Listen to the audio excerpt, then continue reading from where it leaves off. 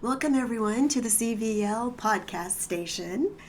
Today, we are going to have an interview with John O'Connor, who is in Dublin.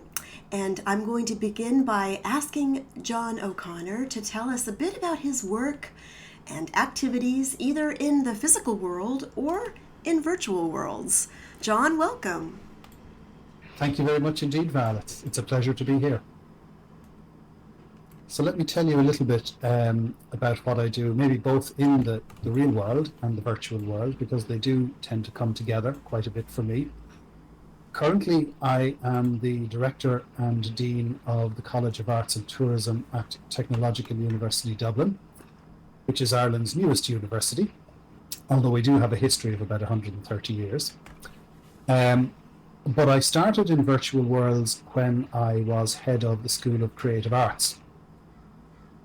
I always had an interest, I guess, in computers and in technology. And it goes back to my master's study, which was in what was then called multimedia. But I do remember very clearly one Saturday morning reading about Second Life in the Saturday newspaper. That would have been around 2007, I guess, and being absolutely intrigued. As an avid reader of science fiction, this was something that I had often read about, considered, but I couldn't really believe somebody had produced it. So I came straight upstairs to my computer. I checked out Second Life and emerged about 8 hours later into the blinking daylight, having been totally and utterly converted to this new technology. And from there, it didn't take a lot to begin to see the academic and educational opportunities. As a head of school who was very busy with a lot of bureaucratic nonsense, which included going to meetings at the drop of a hat and so on, I was anxious to have a teaching spot that I could be guaranteed I would be able to do on a continual basis. And I considered that somewhere like Second Life gave me that opportunity to operate outside the normal teaching hours. I was also a relatively new father at that stage, so it was nice to be able to come home, get my son to bed, and then settle down at 8 o'clock and teach a class.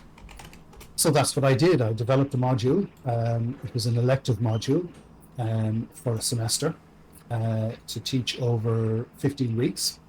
With an hour's attention in, or an hour's attendance in Second Life for the students. So that's really how it began. Wonderful. And I have my colleague here, P. Ilios. She's a medical librarian in Puerto Rico. She's going to help with our interview. P? Hi, Young. Thanks for being here. I want to ask you about what is your focus right now in virtual environment? Right now, what you're working on and what is your focus? Hi, P. Nice to see you. Um, the module that I teach began in 2009. And I guess, much to my surprise, it still seems to be relevant today, kind of, 12 years later. It's an elective module, so obviously students don't have to take it, and every semester I wonder, indeed, if anybody will turn up.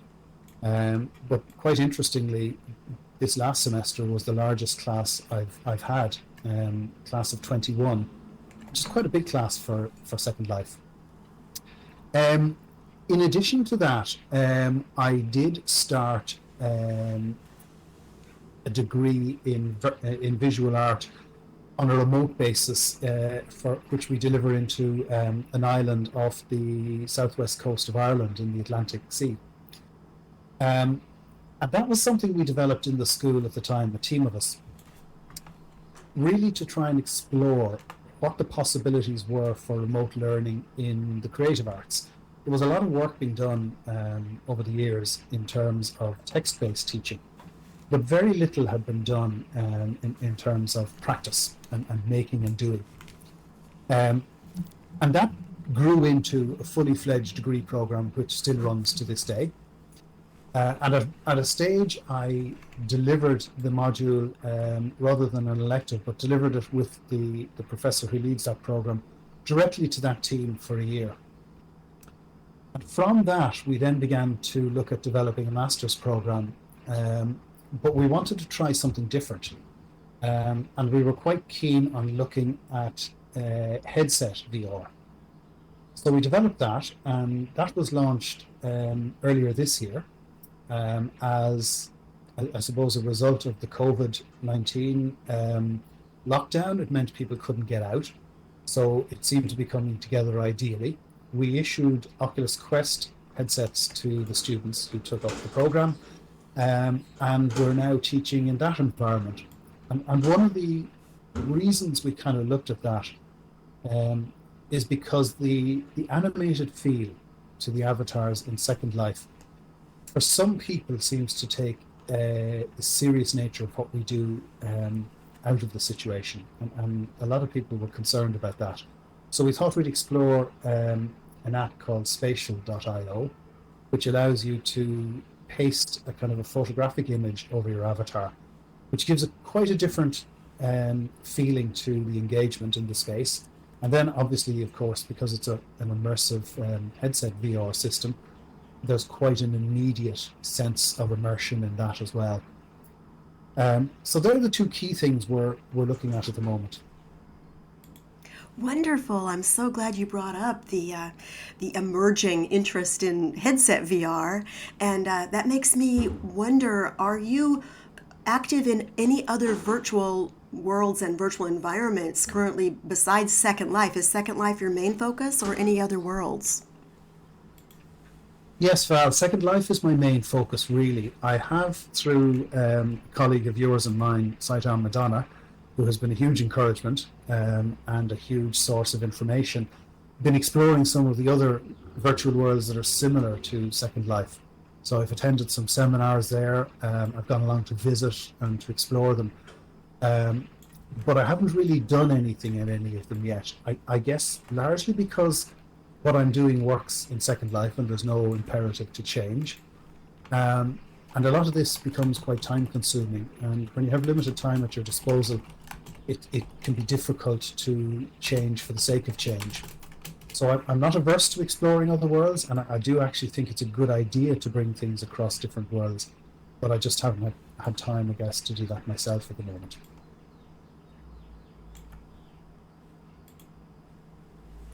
P, did you want to ask the next one? Of course.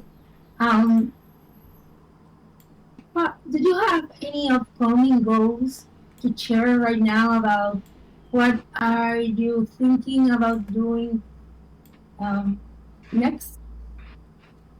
Yes. One of my colleagues in TU Dublin, Glenn Loughran, who heads up both the undergraduate degree I mentioned earlier and also the new master's degree, which he largely developed, we're in discussions, we're further than discussions actually, we're in the planning stage of a year-long set of seminars with the European League of Institutes of the Arts in Amsterdam.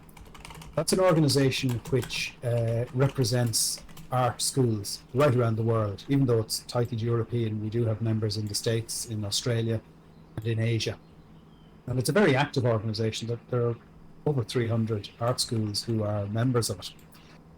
And we made a proposal to them to look at setting up a virtual space, which would ultimately lead to a kind of a virtual art school of the future.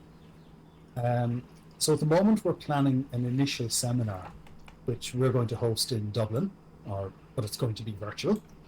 And the idea is to begin to explore the opportunities that various virtual worlds might offer in teaching in art and design. We're going to use headsets for this initial 2-day seminar, and we have people coming in from various places around the world to attend this. And then the idea is that at least 3 other institutions over the course of the next year would each host a similar symposium, and then that would lead to a concluding symposium, I guess maybe this time next year or a bit later, where we begin to look at the learnings that have come out of that, the experiences that we've all gained in working together in that environment. Because as you know, it's not that easy to work into a virtual environment if you haven't done it before. It takes a little bit of getting used to. But our ultimate intention is to provide a network, I guess, for ILIA members to look at what art education is going to mean in the future, and particularly in this virtual future that is kind of coming down rapidly along the tracks towards us, and we need to be ready for it, and we need to be taking control of that ourselves rather than allowing the virtual developers to take control of that. I totally agree, and it's fascinating to think about the future of art education. We as librarians are looking at the future of libraries, and these virtual environments, as you say, are rapidly emerging. And I like how you pointed out that there's room for both the headset VR as well as where we are right now, which I think we agree is VR. It's just desktop VR, and that leads me to ask, how do you feel about the future of virtual worlds? It's a great question, Val, and I'm glad you pointed out that I do feel that there's a use for all the different aspects of virtual worlds. It's very important. One of the things I think that's very important is access. And what attracted me to Second Life in the first place was just how accessible it is to everybody. All you needed was a broadband connection and a reasonable computer, and you could work in it. And I think that's critically important. The whole advantage of virtuality, if you like, the VR, is that it gives access to those who might not otherwise have access. I think that we need to remember that. In terms of the future, one of the issues that's concerning us in TU Dublin at the moment, and I think it's something we want to explore in that seminar I mentioned, is the ownership of virtual worlds. This is coming up in education quite a bit. We speak to people in universities around the world who would really like to become involved in virtual worlds and virtual learning, but their university regulations don't allow them to explore new spaces. They don't allow them to download new apps. There are a lot of security protocols that you find in large corporate and academic institutions that prohibit that kind of activity, and a lot of it with good reason. So that's the first issue that we'd like to try and tackle, is to see how that can be overcome. But then I think secondly, and maybe even more importantly, and Val, you'll be very aware of this, because you have talked about the notion of a digital citizen and what digital citizenship means in the future. But all the virtual worlds that we inhabit are commercial entities. So it's a little bit like the difference between walking into a town in any country in the world, or walking into a shopping mall that's owned by a corporate entity that appears to be the same as a town centre, but actually is owned and run and managed in a very different manner. And that really begs questions about academic freedom and the ability of universities to continue to speak the truth, to carry out research in areas that are very important, that objectivity is to the fore, as opposed to those who might be curtailed in any way by an onus or a responsibility to a sponsor or a funder. So we're looking really to begin to explore that concept of how virtual worlds can be made into spaces that are not necessarily controlled by a corporate entity. And how, having said that though, we're very conscious that a lot of corporate entities have put a huge amount of work into developing these spaces. And it's not that they're the enemy or that they're doing anything wrong, but I think there should be a way to work side by side to the benefit of all.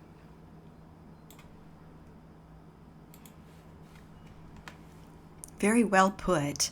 And I love that you talked about some of the obstacles we face, ownership, accessibility, and of course, one of my favorite topics, digital citizenship. P, anything else? I'm fine over here. Thank you so much. Is there anything else you can think of, John, that you'd like to say in closing? I'm fascinated with this topic and where it's headed, and I think we all share some of the same goals. Yeah, I think it's a really exciting time for VR and for education. Certainly, the last year and a half of lockdown have proven how responsive everybody can be in terms of finding new ways to work, new ways to engage, and new ways to carry out our business. And the support of virtual worlds of all sorts in doing that has been amazing. And the ability of all of us to respond to that and to learn how to work in these, I think, has been quite interesting. It hasn't been as difficult as we might have anticipated. So I think the future development now is probably going to be rapid. It's going to ramp up. There are a lot of players in the field. There's probably a lot to play for. But I think the development is going to be very exciting. And that means there are going to be opportunities for all of us. So it's a space that I'm really trying to encourage as many people as possible to begin to explore and to begin to inhabit. I suppose the other thing I'd like to say, because I think it's very important, is that the success or otherwise of all virtual worlds ultimately depends on the communities that inhabit them. This is very much a kind of a community exercise and a community opportunity, whatever way you look at it. Whether it's the corporate sector looking at a space where they can hold meetings, or whether it's us as academics looking for a place where we can reach more students or make it easier for students. But there's also a social side to all of this. And that's one thing that the recent pandemic has shown us, that this social interaction is so important for all of us to maintain a sane and interesting and meaningful life. And that can be supported in the virtual world as well. But ultimately, everything comes down to social interaction. So for me, what's interesting ultimately is not the technology, but how the technology affords us the opportunity to communicate. Like today, we're coming from 3 different parts of the world, and yet we can sit down quite easily and have a really interesting conversation without it costing the earth, literally. And for me, that's the future. And that's what's going to be interesting, that's what's going to be exciting, and that's what I'd like to be part of. I agree totally with you, John. Yes, I do too. And thank you so much for coming and sharing your wealth of information with us here at the Community Virtual Library.